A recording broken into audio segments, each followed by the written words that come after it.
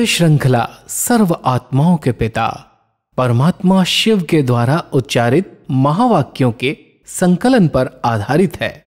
Om Shanti. Godlywood studio द्वारा प्रस्तुत अमूल्य रत्न में आप सभी का हार्दिक स्वागत है। परमपिता परमात्मा अनादि हैं, अनंत हैं, सर्वशक्तिवान हैं और इसलिए उनकी बेहद विश्व को परिवर्तन करने की ये सेवा निरंतर संपूर्ण विश्व में फैलती जा रही है। परंतु परमात्मा चाहते हैं कि विश्व सेवा की संपन्नता के लिए हम निरंतर सेवाधारी, निरंतर योगी बने। निरंतर सेवाधारी की वास्तविक परिभाषा क्या है, आज हम ईश्वरीय महावाक्यों द्वारा जानेंगे और इन महावाक्यों के स्पष्टीकरण के लिए हमारे मध्य हैं प्रजापिता ब्रह्मा कुमारिस ईश्वरीय विश्वविद्यालय के वरिष्ठ राजयोगी शिक्षक आदरणीय राजू भाई साहब। भाई साहब, आपका आज के एपिसोड में बहुत बहुत स्वागत है। ओम शांति। भाई साहब, आज हम बात करेंगे 24 जनवरी 78 के महावाक्यों पर, जिसका टॉपिक है निरंतर सेवाधारी। परमात्मा कहते हैं कि परमात्मा को नाज है कैसे कैसे बिछड़े हुए बच्चे अपने भाग्य बनाने के लिए कितना गुप्त और प्रत्यक्ष पुरुषार्थ कर रहे हैं। बच्चों का नशा और तीव्र पुरुषार्थ देख बाप भी बच्चों पर बलिहार जाते हैं, अर्थात बच्चों के गले का हार बन जाते हैं। जैसे हार सदा गले में पिरोए हुए होता है, वैसे बच्चों के मुख में, नैनों में, बुद्धि में बाप ही समाया हुआ है, अर्थात बाप को अपने गले का हार बनाया है। आज परमात्मा बच्चों के गीत गा रहे थे। आज कौन सा गीत गाया? बच्चों की महिमा का। हर बच्चे को बाप को प्रत्यक्ष करने का उमंग देखा। पर सब ये जो सूक्ष्म रीति परमात्मा ने हार की बात की है, इसको थोड़ा स्पष्ट करें। वास्तव में हार जब पहनाया जाता है, माला जिसको हम कहते हैं, गले में ही डाली जाती है। तो परमात्मा जब अपने बच्चों को देखते हैं और बच्चे गुप्त रीति से बहुत अच्छा पुरुषार्थ कर रहे हैं जी, खूब सेवाओं में मददगार बने हुए हैं, तो बाबा उनकी मुक्त कंठ से बहुत महिमा करते हैं जी। कितने अच्छे मेरे बच्चे, कितने भाग्यवान बच्चे हैं, कैसे अपना भाग्य बना रहे हैं। तो जैसे बाबा के कंठ से, बाबा के गले से वो माला अपने बच्चों के गले में पड़ रही है, तो बाबा उसको कह रहे हैं ये गले का हार बन गया। जो बाबा ने बच्चों की विशेषताओं का वर्णन किया, जो उनकी महिमा की, वो जैसे बच्चों के गले में पिरो गई। तो हम सब बाबा के महिमा के पात्र बने, उसके लिए बाबा कह रहे हैं कि आप बच्चे बाबा के कार्य में इतनी मदद कर रहे हो, इतने सेवा में सहयोगी बने हो, इसलिए आप सभी बाबा के गले का हार हो और बाबा के स्नेह का हार आपके गले में पिरोया हुआ है। परमात्मा कहते हैं कि सिवाय बच्चों के बाप प्रत्यक्ष हो भी नहीं सकता, तो बाप को भी प्रत्यक्ष करने वाले कितने श्रेष्ठ ठहरे। इतना नशा या सेवा की स्मृति सदा रहे। जैसे बाप अविनाशी है, आत्मा अविनाशी है, सर्व प्राप्ति संगम युग की अविनाशी है, ऐसे ही स्मृति या नशा भी अविनाशी है। अंतर नहीं होना चाहिए। अंतराना अर्थात मंत्र को भूलना। अगर मंत्र याद है तो नशे में अंतर नहीं हो सकता। मतलब ये जो निरंतर नशा है, ये कौन सा नशा है? ये नशा एक अलौकिक नशा है कि हम किस कार्य में परमात्मा के साथी बने हैं। विश्व परिवर्तन का एक बहुत बड़ा कार्य है, जिसके लिए परमात्मा जब इस सृष्टि मंच पर अवतरित होते हैं, उस कार्य में जो बच्चे मददगार बनते हैं, तो एक अंदर से नशा रहता है कि हम भगवान की सेना में, भगवान के इस कार्य में मदद करने के लिए निमित्त बने हुए हैं। तो परमात्मा कहते हैं ये अलौकिक नशा अगर निरंतर रहे कि हम किसके द्वारा निमित्त बनाए गए हैं और किस कार्य के निमित्त हैं। स्वयं भगवान ने हमें चुना जी, और चुन करके अपना राइट हैंड बनाया, अपना सहयोगी बनाया और विश्व परिवर्तन के महान कार्य के लिए हमें निमित्त बनाया है। तो ये एक अलौकिक नशा अगर निरंतर रहता है तो हम सब उस नशे में रहने के कारण और सब बातों को भूल जाते हैं जी। सब बातों की विस्मृति हो जाती है। एक नशे में सब शुद्ध बुद्ध कहते, वैसे भी नशे में रहने वाले को सब भूल जाता है। तो जब ये नशा रहता है तो एक ही कार्य में हम सदा लग जाते हैं, तत्पर हो जाते हैं। आगे बढ़ते हैं। परमात्मा कहते हैं कि जैसे निरंतर योगी का वरदान बाप द्वारा प्राप्त हुआ है, वैसे ही निरंतर सेवाधारी। सोते हुए भी सेवा हो, सोते हुए भी कोई देखे तो आपके चेहरे से शांति, आनंद के वाइब्रेशन अनुभव करे।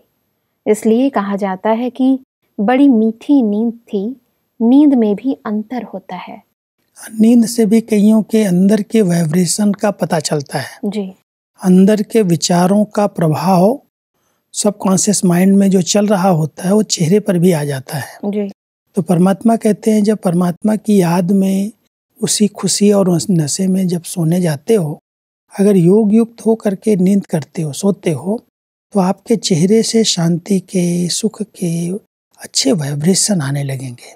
लोग अगर आपको देखेंगे तो कहेंगे कितनी सुख की, चैन की नींद सो रहे हैं। कोई भी प्रकार की हलचल नहीं दिखाई देगी, चेहरे पर भी तनाव नहीं दिखाई देगा। कईयों के चेहरे को देखने लगता है पता नहीं इनको कोई अंदर अंदर दुख की फीलिंग आ रही है। कई स्वप्न गलत देख लेते हैं तो उसके कारण भयभीत दिखाई देते हैं। तो परमात्मा कहते हैं जो मेरे योगी और सेवाधारी बच्चे हैं, जो नशे में रहते हैं, उनको नींद में भी सेवा होती है। नींद कर रहे हैं, उस स्वप्न में भी जैसे सेवा कर रहे हैं और उनके चेहरे से भी अच्छे वाइब्रेशन फैल रहे हैं। परमात्मा कहते हैं कि हर संकल्प में, हर कर्म में सदा सर्विस समाई हुई हो, इसको कहा जाता है निरंतर सेवाधारी। बाप और सेवा। जिसे बाप अति प्यारा लगता है, बाप के बिना जीवन नहीं, ऐसे ही सेवा के बिना जीवन नहीं। ऐसे निरंतर योगी और निरंतर सेवाधारी सदा विघ्न विनाशक होते हैं। बाप की याद और सेवा, यह डबल लॉक लग जाता है, इसलिए माया आ नहीं सकती। चेक करो कि सदा डबल लॉक रहता है। ये बहुत सुंदर डबल लॉक है। माना अगर हम जरा भी फ्री रहेंगे, जैसे लॉक खुल गया तो माया आ सकती है जी। इसलिए परमात्मा ने ये दो बातें जो हमें दी हैं, एक तो सदा परमात्मा प्यार में समाये रहो, उनकी याद में खोए रहो, और दूसरा चलते फिरते उठते सोते आपके चेहरे से भी सेवा होती रहे। जी। हम सब निरंतर सेवाधारी हैं, केवल 2 घंटे 4 घंटे 6 घंटे के सेवाधारी नहीं, क्योंकि हमारा हर कर्म सेवा कर रहा है। कि सेवा माना जिससे आत्माओं को सुख मिले। तो अगर हम सब सेवा पर निरंतर हैं तो हमारी दृष्टि से, हमारे बोल से, हमारे वाइब्रेशन से, हमारे चलने से लोगों को सुख की अनुभूति होगी। उनको अच्छा लगेगा कैसे चल रहे हैं, कैसे बात कर रहे हैं, कितना इनके दिल में स्नेह है, कितना रिस्पेक्ट है। तो ये भी हमारे गुण, जो आत्मा के नेचुरल गुण हैं, वो भी सेवा कर रहे हैं।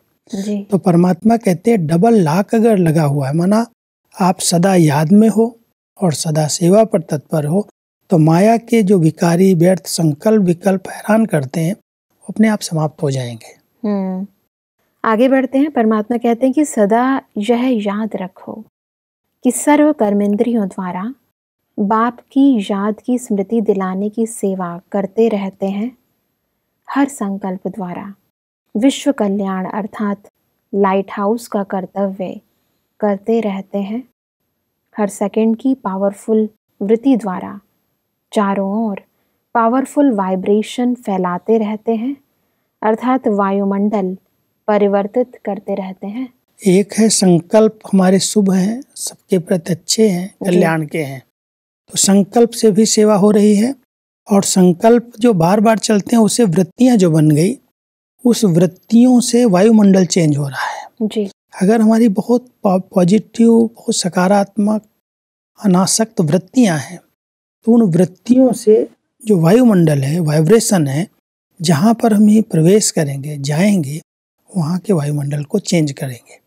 तो परमात्मा कहते हैं एक संकल्प से सेवा हो रही है, एक सूक्ष्म वृत्तियों से हो रही है, और साथ साथ जो भी हमारी कर्म इंद्रियां हैं, हर कर्मेंद्रिय से सेवा हो रही है। इसलिए हम निरंतर सेवाधारी।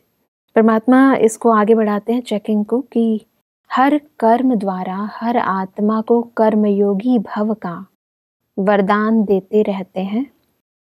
हर कदम में स्वयं प्रति पद्मों की कमाई जमा करते जा रहे हैं। तो संकल्प, समय, वृत्ति और कर्म चारों को सेवा प्रति लगाओ। इसको कहा जाता है निरंतर सेवाधारी अर्थात सर्विसेबल। ऐसे सर्विसेबल जो बच्चे हैं, हर समय उनको यही रहता है कि मुझे अपने हर कर्म से लोगों को कर्मयोगी बनाना है। जी। ऐसे कर्म करूं जो कहना न पड़े, लोग देख करके सीख जाएं। कई बातें सिखानी पड़ती लोगों को, लेकिन कुछ एक ऐसी बातें अगर हम करते हैं तो लोगों को प्रेरणा मिलती है। कैसे हल्के होकर के इतना बड़ा कार्य, इतनी जवाबदारियां लाइट होकर के कर रहे हैं। तो जैसे हमारे कर्म भी उस आत्मा को योग की तरफ प्रेरित कर रहे हैं। तो कर्मों से सेवा हो, हमारी वृत्तियों से सेवा हो, हमारा हर संकल्प हर आत्मा के प्रति कल्याण का शुभ हो, हमारी वृत्तियां इतनी अच्छी हों जो वायुमंडल को चेंज करें। तो परमात्मा कहता है जो बच्चे इन चारों रूपों से सेवा करते हैं वही निरंतर सेवाधारी बन जाते हैं। बहुत ही सूक्ष्म परिभाषा है। उनके कदम कदम में सेवा है जी। बहुत सूक्ष्म है। और वास्तव में हर एक व्यक्ति को इस बात का ध्यान रखना चाहिए कि हम इस विश्व परिवर्तन के लिए निमित्त हैं। अगर इस विश्व को पतित से पावन बनाना है, नरक को स्वर्ग में बदलना है, तो हमें निरंतर सेवा करनी होगी। किसी न किसी रूप में हम परमात्मा के इस कार्य में मदद करें, चाहे संकल्प से करें, समय से करें, अपनी सूक्ष्म वृत्तियों से करें, और जो भी हमें सेवाएं कर्म के रूप में, कर्मणा के रूप में मिली हैं, उनसे भी सेवा करें। जी। ऐसा परमात्मा कहते हैं कि मधुबन किसको कहा जाता है? जहाँ ब्राह्मणों का संगठन है वह मधुबन है। तो हर एक विदेश के स्थान को मधुबन बनाओ। मधुबन बनाएंगे तो परमात्मा भी आएंगे, क्योंकि बाप का वायदा है कि मधुबन में आना है। तो जहाँ मधुबन वहाँ परमात्मा। वास्तव में परमात्मा अपने बच्चों को जहाँ भी वो रहते हैं जी, उनको ये फीलिंग ना आए कि हम मधुबन से दूर रहते हैं। जिस भी स्थान पर हैं, अगर उनके जीवन के अंदर मधुरता का गुण है, वैराग्य की वृत्ति है और अच्छा संगठन है, जी, संगठन है, परिवार है, उसके बीच में रह रहे हैं, तो ऐसे वातावरण में जब बच्चे बाबा को याद करेंगे तो बाबा भी रह नहीं सकेगा, बच्चों से मिलने के लिए आएगा। लेकिन वो बहुत सूक्ष्म गति है।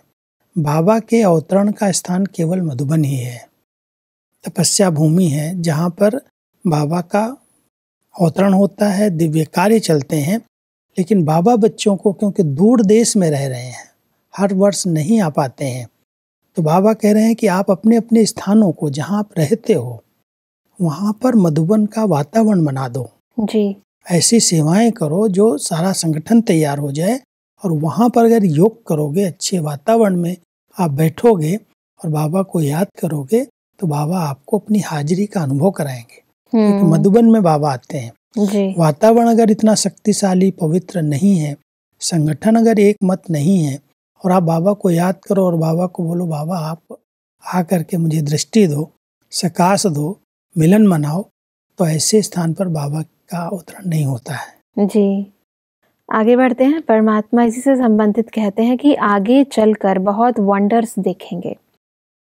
अभी जैसे भारत की संख्या बढ़ती जा रही है, वैसे थोड़े समय में विदेश की संख्या बढ़ाओ। जहाँ रहते हो वहाँ चारों ओर आवाज फैल जाए, क्वेश्चन उत्पन्न हो कि यह कौन है और क्या है। जब ऐसे संगठन तैयार करेंगे तो जहाँ संगठन है वहाँ परमात्मा भी हाजिर नाजिर है। क्योंकि ऐसे संगठन अभी विदेश में बहुत से स्थानों पर, बड़े बड़े स्थान जहाँ बने हैं और अच्छा संगठन तैयार हो गया है, जी, लोगों ने पहचाना है, इस कार्य को सराहना कर रहे हैं कि बहुत अच्छा कार्य है।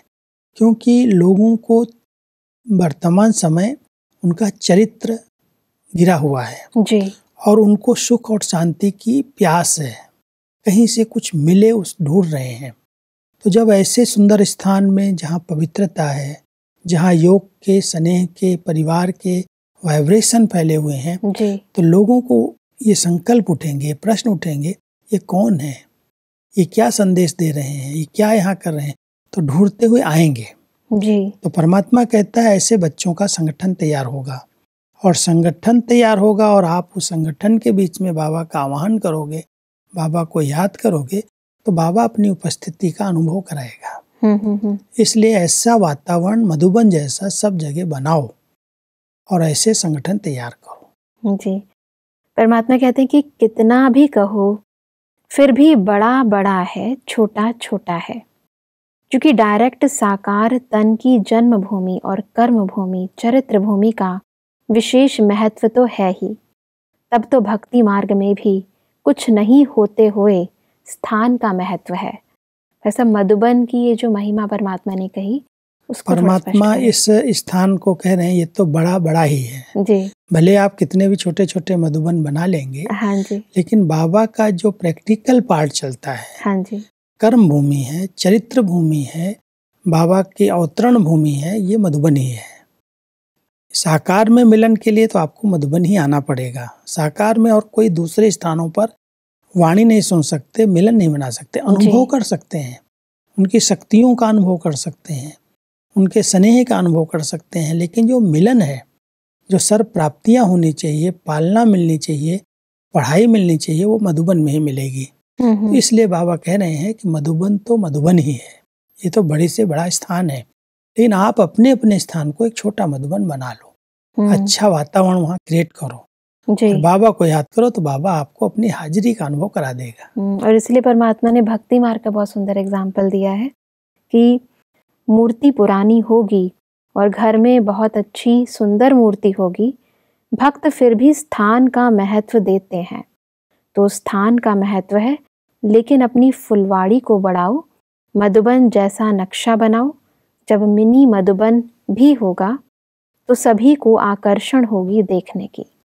आज भक्ति मार्ग के अंदर तो मंदिर कितना भी पुराना हो, मूर्ति कैसी भी हो, लेकिन लोग वहाँ जाना चाहते हैं जी। क्यों? कुछ स्थान पर इतने भक्त लोग जाते हैं तो उनके वाइब्रेशन, उनकी भावनाओं का प्रभाव होता है, और उस स्थान पर जैसे मूर्ति रखी है तो चारों तरफ उसके वाइब्रेशन है। तो परमात्मा कह रहे हैं उस स्थान की अपनी बहुत बड़ी विशेषता है। आपके घरों में उससे अच्छी मूर्ति रखी होगी, लेकिन वो वातावरण नहीं क्रिएट होगा जी, क्योंकि वहाँ पर आप अकेले हैं और उस स्थान पर अनेक भक्तों की भावनाओं का समूह है, तो वो स्थान आकर्षण करता है। तो मधुबन में जैसे आकर्षण है क्योंकि इतने सब बाबा के बच्चे आते हैं, भावना से आते हैं और डायरेक्ट परमात्मा का यहाँ कार्य चल रहा है। लेकिन फिर भी परमात्मा कह रहे हैं कि एक स्थान तो निमित्त है ही, आप भी अपने अपने स्थान को छोटा मिनी मधुबन बना लो। ऐसा वातावरण क्रिएट करो जो अनेक आत्माएं वहां आकर के उसका लाभ ले सकें, क्योंकि सब एक स्थान पर नहीं आ सकते जी। इसी प्रेरणा के आधार से ही कई स्थानों पर बड़े बड़े रिट्रीट सेंटर बनाए गए जी। और उन रिट्रीट सेंटर्स में बहुत सारे बच्चे कुछ न कुछ कार्यक्रम चलते रहते हैं और संगठित होते हैं जी। तो ऐसे मिनी मधुबन आजकल भारत और विदेश में कई स्थानों पर बने हुए हैं। बिल्कुल भाई साहब, परमात्मा कहते हैं कि परमात्मा को बच्चों में ज्यादा स्नेह कहो या शुभ ममता कहो। माँ की बच्चों में ममता होती है ना, तड़फते नहीं हैं लेकिन समा जाते हैं, उदास नहीं होते लेकिन बच्चों को सम्मुख इमर्ज कर स्नेह के सागर में समा जाते हैं। बाप का स्नेह है तब तो आपको भी स्नेह उत्पन्न होता है ना। स्नेह है तब तो अव्यक्त से भी व्यक्त में आते हैं। भाई साहब, परमात्मा का ये जो अव्यक्त स्नेह है इसको वास्तव में निराकार परमात्मा के साथ साथ जी, जिनके द्वारा उनका पाठ चला, ब्रह्मा बाबा, जो एक अलौकिक माँ के रूप में, बड़ी माँ के रूप में अपने बच्चों की पालना की। तो जब हम बच्चे बाबा के अवतरण दिन पर आते हैं और विशेष करके ये अव्यक्ति मास में, जनवरी मास में जब परमात्मा का अवतरण होता है और ख़ास बच्चे आते हैं तो ब्रह्मा बाबा का ये विशेष रोल है, पार्ट है। और बाबा कह रहे हैं कि बच्चों से माँ की ममता होती है और उस ममता में कोई आंसू नहीं आ रहे हैं, बेहाल नहीं हो रहे हैं, लेकिन उस स्नेह को समा रहे हैं जी। बाप का, माँ का स्नेह है तब तो बच्चों के अंदर स्नेह है। स्नेह स्नेह से मिलता है। एक सिंधी में कहते हैं मिठरा घुरत घुराए। अगर हम स्नेही बनेंगे तो हमको सबका स्नेह अपने आप मिलेगा जी। तो जैसे ब्रह्मा माँ का बच्चों प्रति बहुत प्यार है, स्नेह है, इसलिए अव्यक्त हो करके भी नहीं तो कोई आत्मा शरीर छोड़ने के बाद जब बुलाओ, जब याद करो, हाजिर हो जाए और पालना करे बच्चों की, नहीं हो सकता है। ब्रह्मा बाबा अव्यक्त बनने के बाद इतने वर्षों से बच्चों से मिलने के लिए आते हैं, तो ये भी उनका बहुत जिगरी प्यार है, स्नेह है, और इसलिए ही इतने सब बच्चे मिलने के लिए भाग करके आते हैं। और इसलिए परमात्मा कहते हैं कि बाबा भूला माना सब कुछ भूला, साधन सहज है, सिर्फ बार बार यूज करने का तरीका आना चाहिए। सेकंड में परिवर्तन हो, इसको कहा जाता है यूज करने का तरीका आता है। सदा यह याद रखो, मेरा बाबा, जब मेरा बाबा आ गया तो माया भाग गई। यूज करने का तरीका बहुत अच्छा है, लेकिन विधि आनी चाहिए जी। और वो तरीका, वो विधि यही है कि जब हम बाबा शब्द कहें तो पहले हम आत्मिक स्वरूप में स्थित हों। अगर देह अभिमान में रह करके फिर बाबा शब्द कहेंगे तो बाबा की हाजिरी नहीं होगी। इस विधि को समझने की बहुत जरूरत है। कई लोग बाबा बाबा कहते रहते हैं लेकिन अपने स्वरूप में स्थित नहीं होते जी। और फिर माया से धोखा खा लेते। तो कहते हैं हम बाबा को तो बहुत समय से पुकार रहे हैं, याद कर रहे हैं, बाबा आए नहीं, बाबा मदद की नहीं। बाबा ने विधियां बनाई हैं और उस विधि पूर्वक कोई बाबा कहे, अपने आत्मिक स्वरूप में स्थित होकर के, देह से अलग होकर के बाबा कहे तो बाबा हाजिर हो जाएगा। बिल्कुल। क्योंकि आत्मा का परमात्मा पिता है, देह का नहीं है। तो जब हम आत्मिक स्वरूप में स्थित होकर के कहते मेरा बाबा, तो बाबा हाजिर हो जाता, माना उसकी उपस्थिति का अनुभव होने लगता, उसकी शक्तियां हमारे अंदर इमर्ज हो जाती हैं। बिल्कुल भाई साहब। परमात्मा कहते हैं कि अमृत वेले के महत्व को जानो। अमृत वेला है दिन का आदि। जो अमृत वेले अर्थात सारे दिन के आदि के समय पावरफुल स्टेज बनाएंगे तो सारा दिन मदद मिलेगी, सारे दिन की जीवन महान बन जाएगी। क्योंकि जब अमृत वेले विशेष बाप से शक्ति भर ली तो शक्ति स्वरूप हो चलने से मुश्किल नहीं होगा। चाहे जैसा कार्य आवे, मुश्किल का अनुभव नहीं, लेकिन प्राप्ति शक्ति के आधार से सहज हो जाएगा। सवेरे के समय के महत्व को कई आत्माएं नहीं समझती हैं जी। परमात्मा बार बार इस बात पर अटेंशन खिंचवाते हैं कि अमृत वेला दिन का आदि काल है जी। और उस आदि काल में आँख खुलते ही अगर सबसे पहले संकल्प में बाबा की याद आती है तो वो सर्वशक्तिवान की स्मृति हमारे अंदर सर्व शक्तियाँ भर देती है जी। फिर हम जब कर्म क्षेत्र पर आते हैं तो वो शक्तियाँ हमारे साथ साथ काम करती हैं। लेकिन कई ब्राह्मण आत्माओं को अमृत वेले का इतना महत्व तो नहीं है। वो समझते हैं उठना है, उठे बैठ गए, लेकिन विधि पूर्वक अगर नहीं बैठते तो वो शक्ति का अनुभव नहीं होता जी। नियम पालन करना अलग चीज है, लेकिन अलर्ट होकर के एक की स्मृति में समा जाना और उनके वरदानों का अनुभव करना, शक्तियों का अनुभव करना, उसकी सकाश का अनुभव करना, अगर उसका अभ्यास हम करते हैं तो अमृत वेले के योग से वो शक्तियाँ प्राप्त होती हैं जो दिन में आने वाले हर बात का, हर परिस्थिति का हम सामना कर सकते हैं। बिल्कुल भाई साहब। और इसीलिए परमात्मा कहते हैं कि अमृत वेले को मिस करना अर्थात संगम की विशेष प्राप्ति को खत्म करना। भाई साहब, आज हमने निरंतर सेवाधारी बनने की विभिन्न विधियों को जाना और इसके महत्व को भी समझा। भाई साहब, स्पष्टीकरण के लिए आपका बहुत बहुत धन्यवाद। दर्शकों, आज के एपिसोड में हमने समझा कि निरंतर सेवाधारी वह है जिसके हर संकल्प, समय, वृत्ति और कर्म में सेवा समाई हुई हो, सोते हुए भी सेवा हो। परमात्मा ने कहा कि विघ्न विनाशक बनने के लिए हमें सदा परमात्मा की याद और सेवा का डबल लॉक लगाना है और अपने अपने सेवा स्थानों को मिनी मधुबन बनाना है। दर्शकों, आज के एपिसोड से संबंधित यदि आपके मन में कोई भी प्रश्न है तो आप हमें ईमेल कर सकते हैं। हमारा ईमेल आईडी है amulyaratna@kollywoodstudio.org। अगले एपिसोड में एक और अव्यक्त वाणी के साथ आप सभी के समक्ष हम फिर हाजिर होंगे।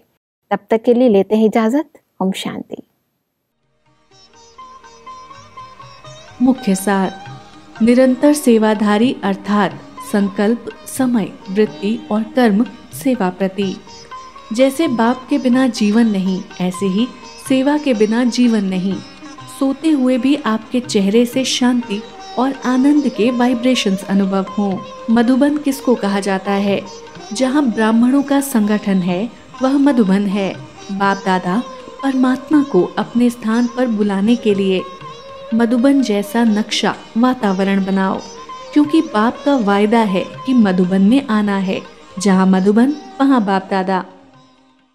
अधिक जानकारी के लिए संपर्क करें अमूल्य रतन गॉडलीवुड स्टूडियो, मनमोहिनी वन, Shantivan post, Abu road 307510, district Sirohi, Rajasthan. Email ID है amulyaratn@godlywoodstudio.org। इस श्रृंखला को प्रजापिता ब्रह्मा कुमारीज ईश्वरीय विश्वविद्यालय के सेवा केंद्रों पर क्लास में नियमित रूप से चलाने के लिए गॉडलीवुड स्टूडियो से संपर्क करें।